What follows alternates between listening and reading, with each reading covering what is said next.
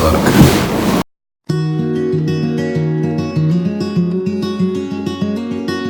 There's some gray area with that one actually.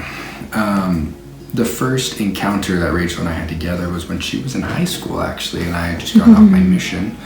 And it was most likely at Carter and Amy Brown's house for a Sunday dinner.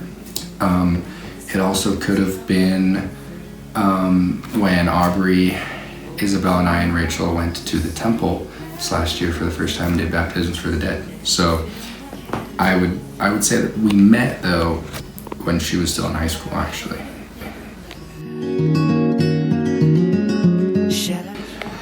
Our first date was to Heber Hatchets, to the place where you throw a hatchet at Target. It was a double date with my roommate Sean and his now wife of 2 days, Liz.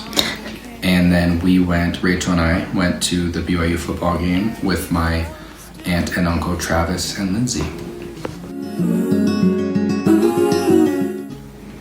It was in Rachel's car outside of where I live at Alpine Village. And we were talking for a while. And I was getting ready to leave, and I said, okay, so is this the part where I was supposed to kiss you, or am I just gonna leave? She got really embarrassed, and she said, I don't know, and then I just kissed her. And then she cried the rest of the night, so.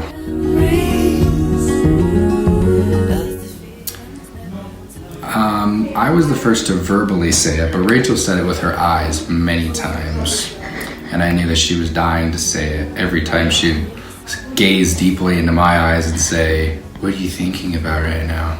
I knew that she wanted me to say it really bad, but I held off until I was ready to say it. So I technically said it first, but she was ready first. Can I be close?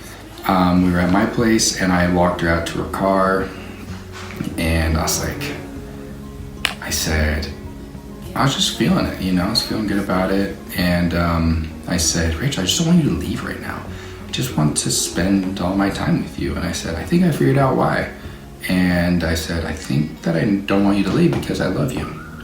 And then of course she cried and we said it a couple more times. And she said, oh, that makes me so happy, in her cry voice. And she's been saying it ever since. So have I. One thing I like is when we go somewhere and we meet up with people and she goes, hello, every time we walk into a room or something. So I'd say that I like that she's approachable and friendly and very warm towards other people. Can I be close to you? I have no idea. What's not to like about me? I don't know. Just kidding. I think she really enjoys, or she likes that I'm a hard worker.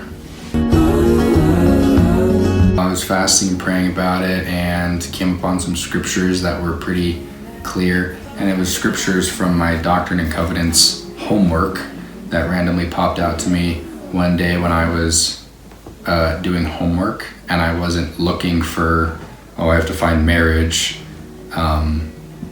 scriptures or anything, but it just popped out to me. And the scripture was, talking about that my prayers were favorable to the Lord, and at the end it said, and now has come the time to favor her.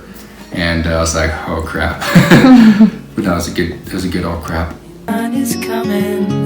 This mix between this magenta orangish kind of thing, but I'm not really sure. And you fill my head with you. She pretends that I have a say in things and thinks that she values my opinion, but at the end of the day, it's really whatever she wants. Boy, you fill my head with peace.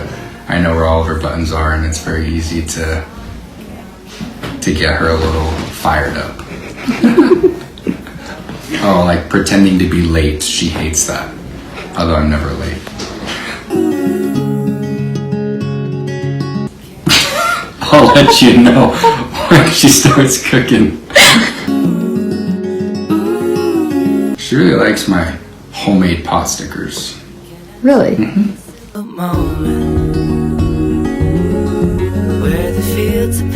She's a pretty good RBF. I don't know if this is weird or funny, but her and her mom will start baby talking together. The feeling's never told. When I proposed to her, I told her it was going to be at Riverside Country Club, but then it turned out to be in Sundance. And one day we were going to the mall, and I told her I was going to be 20 minutes late, and she was so ticked off. But I actually got there on time. So I thought it was the funniest thing in the world, but she wasn't the biggest fan of it. Can I be? She's actually really strong physically. If she's ever punched you before, not that it hurt or anything, of course, but Can I be close to you? maybe could cut back on the soda a little bit. I think she drinks a lot of soda. That could turn into a bad habit. By no means is she unhealthy, right? I mean, just look at her. But I think that she drinks quite a bit of soda. We've agreed on 4 to 6. Don't ask me about the names. That's a whole other story. We do not agree on names of kids. She wants to name our kid like Phoenix and Jet and Mesa, Arizona or something. I don't know. Oh my gosh, it's on the tip of my tongue. Look what God gave her, how perfect He. Oh, Thomas Rhett. I would say Thomas Rhett. Probably in government subsidized housing while I'm in residency somewhere in Kentucky, and we're going to be living off food stamps. Because never have I once doubted Rachel's testimony, and I know where she stands with her standards. She's a woman of God, she's a daughter of God, and I know without a doubt that we can grow together to become the people that we both aspire to be.